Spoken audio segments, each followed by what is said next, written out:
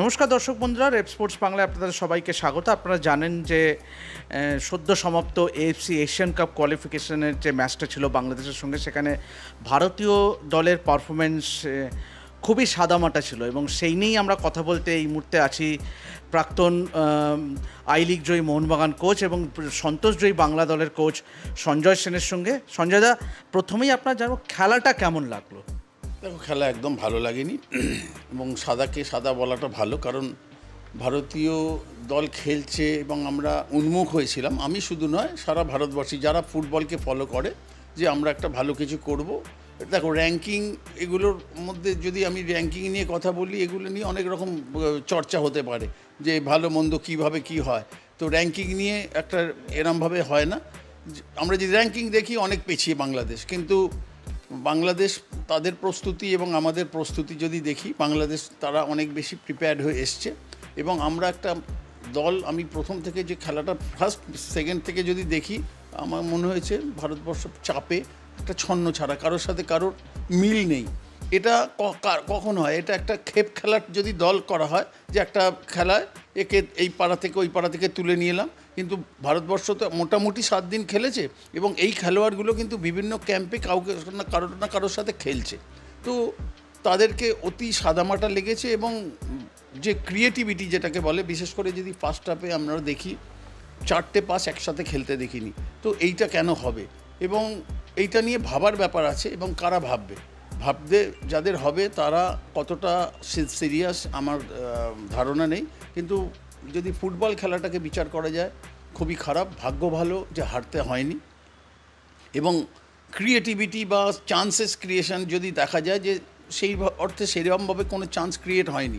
Yes, একটা cross থেকে তোমার যখন ওই উদান্তা হেড করে বলটা ফারুক চৌধুরী পেয়ে গিয়েছিল, that was A clear cut chance. যদি মানে কোনো দিকে রাখতো, একটা দিকে সাইডে রাখতো, তাহলে হয়তো গোলটা পেয়ে যেত।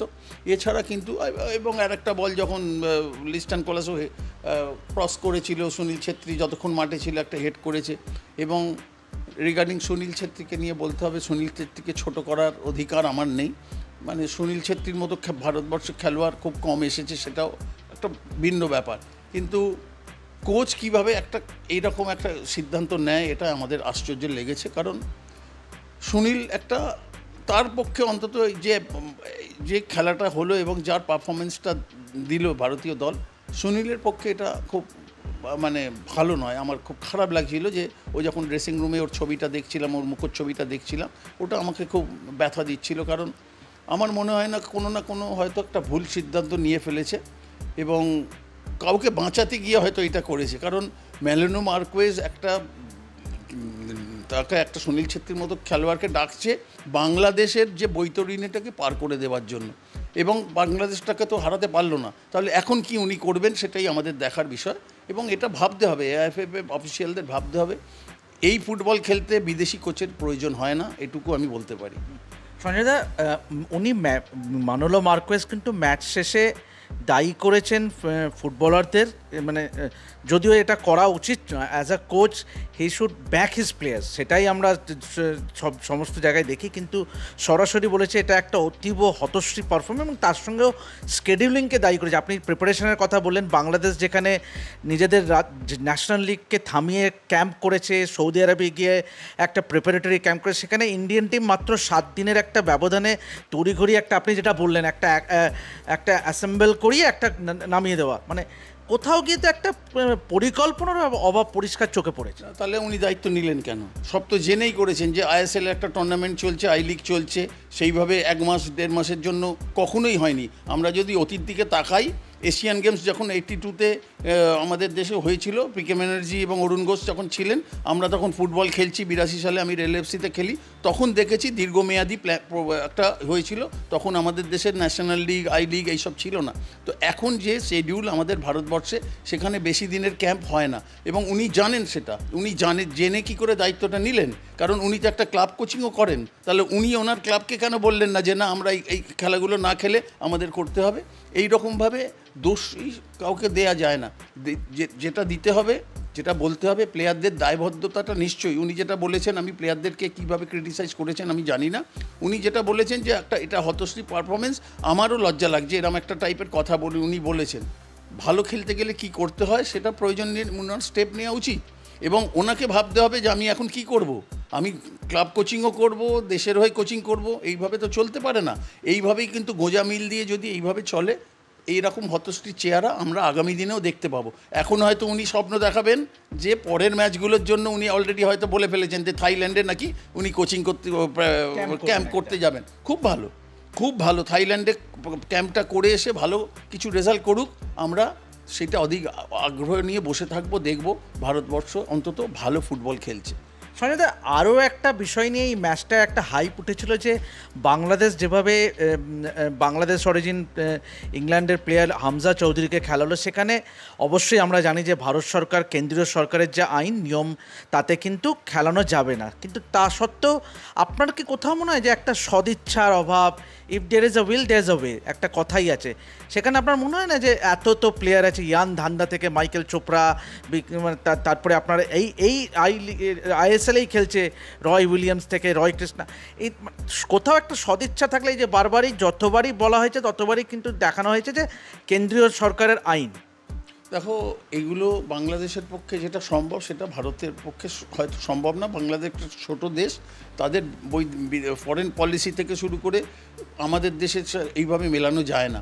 এবং আমাদের যে কথাটা বলছি আমরা, নিশ্চয়ই অরিজিন যদি এই প্লেয়ারগুলোকে খেলানো যায়, হয়তো আমাদের এই হতশ্রী পারফরমেন্সটা দেখা যাবে না। কিন্তু আমার কথা হলো, এই যে বলা হচ্ছে গত 10 বছর ধরে আইএসএল থেকে, একটা আইএসএল নাকি দারুণ মানের একটা টুর্নামেন্ট, দারুণ মানের ফুটবল, এই ফুটবলারদের কি কোনো দায়বদ্ধতা নেই? আজকে 40 টাকা দামের প্লেয়ারকে 400 টাকা পয়সা দিয়ে তাদেরকে ক্লাব বদল করা হচ্ছে, বা ক্লাব কর্মকর্তারা নিচ্ছেন, তারা কি কখনো ভেবে দেখেছেন যে এটা কি 400 টাকা দামের খেলোয়াড়, 400 টাকা ওয়ার্থ দে রিজার্ভ? তো এইগুলো ভাবতে হবে। যখন ক্লাব লেভেলের যারা কর্মকর্তারা বা অফিসিয়ালরা বা ফ্র্যাঞ্চাইজ ওনাররা টিম করবে, তাদেরকে ভাবতে হবে একটা যারা আইএসএলে খেলছে, তারা যে আইএসএলের যে পারফরমেন্সটা করছে, ভারতীয় দলের হয়ে করতে পারছে না কেন? প্লেয়ারদের দায়বদ্ধতা নিতে হবে। একটা প্লেয়ারকে আমি বলতে শুনেছি, বা ইয়েস আমরা বাজে খেলেছি, কোনো প্লেয়ারকে আপনারা গিয়েও কখনো জিজ্ঞেস করেছেন যে কোনো প্লেয়ারদের ইন্টারভিউ করুন যে তোমরা কি করেছো, আজকে তোমাদের কি দায়বদ্ধতা? ভারতীয় দলের হয়ে জার্সি পরেছো, যদি না পারফর্ম করতে পারো এই জার্সি পড়ো না, এইটুকু অন্তত প্লেয়ারদের দায়বদ্ধতা দেখানো উচিত। কারণ যে সময় আমরা যে জায়গায় তলানিতে চলে যাচ্ছি, এর থেকে হয়তো আমরা নিচে নামতে পারবো না। এখনও high time, this is very high time to think about the development and performance of Indian football. Where is the development? আজকে এইটা তো ভাবতে হবে। এইগুলো কে ভাববে? আমাদের কাছে দেখো, আমরা হয়তো একটা বলছি, একটা কারোর কাছে মনে হতে পারবে ইটস ক্রিটিক্যাল, সমালোচনা করছি, কিন্তু এটা কিন্তু অনেক বেদনা থেকে আসছে। দীর্ঘদিন 20 বছর 40 বছর ধরে বিদেশি কোচগুলোকে অ্যাপয়েন্ট করা হচ্ছে, হয়তো ওনার জায়গায় আরও 2 বছর বাদে আরেকজন অ্যাপয়েন্টেড হবে, তারা স্বপ্ন দেখাবে। আমার কথা হলো, সারা পৃথিবীতে যদি দেশীয় মানে দেশের যারা ন্যাশনাল টিমের, তুমি যদি দেখো এশিয়ান টিম এই লেভেলে দেখো, আজকে জাপান সবথেকে আগে, তারা কোয়ালিফাই করলো, 8th time they qualified for the world cup, এবং তাদের যদি ন্যাশনাল টিমের কোচ দেখো, জাপানিজ, কোনো বিদেশি কোচ নয়। এইগুলোকে ভারতীয় অফিসিয়ালদের এগুলোকে ভাবতে হবে।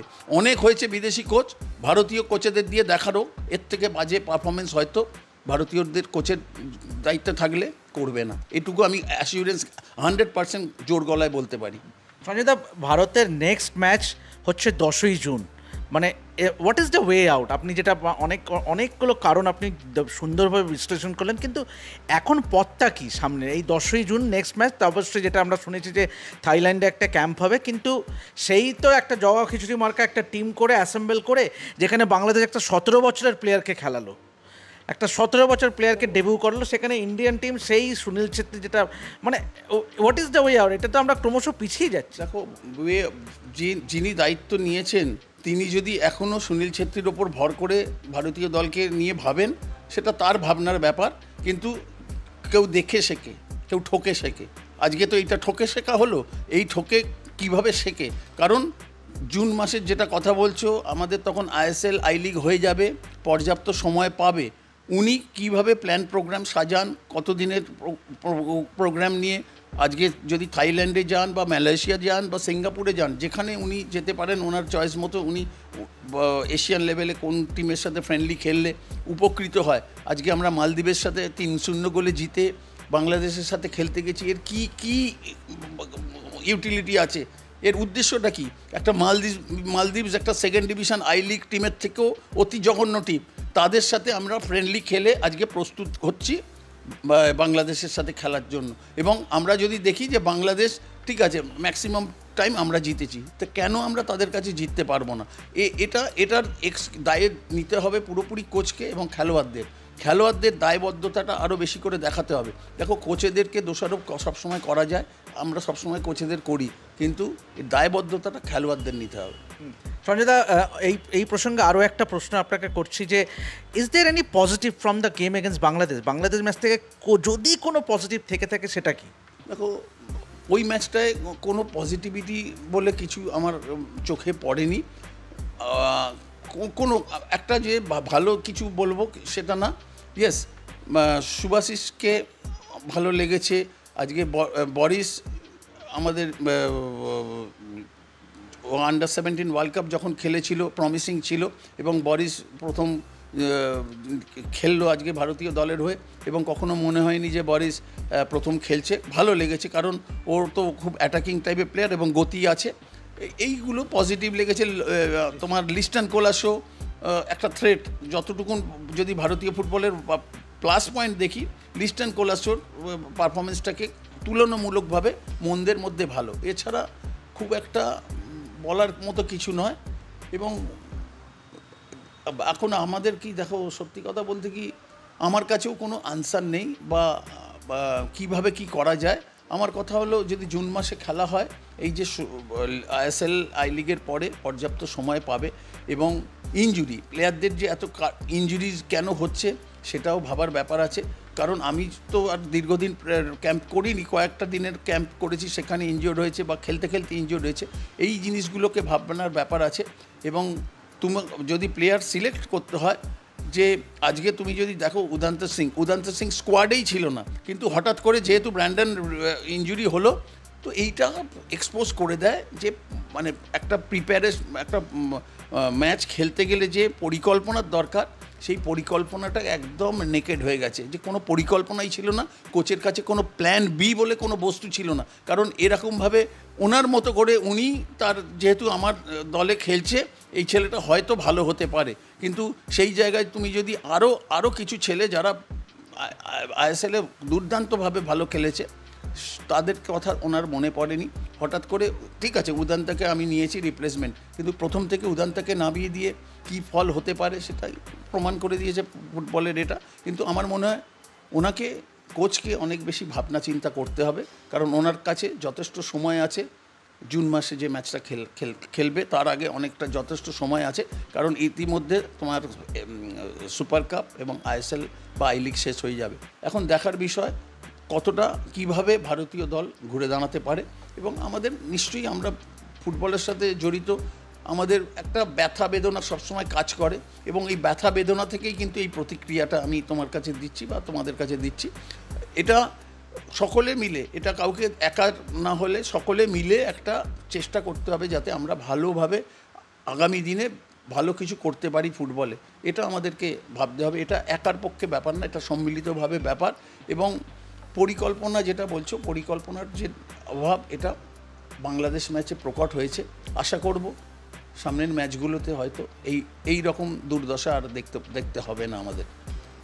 আপনারা শুনলেন সঞ্জয়দার কথায় যে ডেফিনেটলি একটা পরিকল্পনার অভাব ছিল ভারতীয় দলের, যে হতশ্রী পারফরমেন্স যেটা বাংলাদেশের সঙ্গে। আশা করব যে মানুয়েল মার্কোয়েজের হাত ধরে যেন ভারতীয় দল যেন রিভাইভ করে, এবং সামনেই 10ই জুন পর্যাপ্ত সময়, যে সঞ্জয়দার কথায় যে যেন সঠিকভাবে যেন প্রিপেয়ার্ড হয় এবং একটা ভালো পারফরমেন্স আমরা আশা করব। তো এভাবেই দেখতে থাকুন রেপ স্পোর্টস বাংলা, এবং যাবতীয় ফুটবলের আপডেট পেতে চোখ রাখুন আমাদের এই চ্যানেলে, এবং অবশ্যই সাবস্ক্রাইব করতে ভুলবেন না। আমি দেবাশিস আপাতত সাইন অফ করছি, ধন্যবাদ।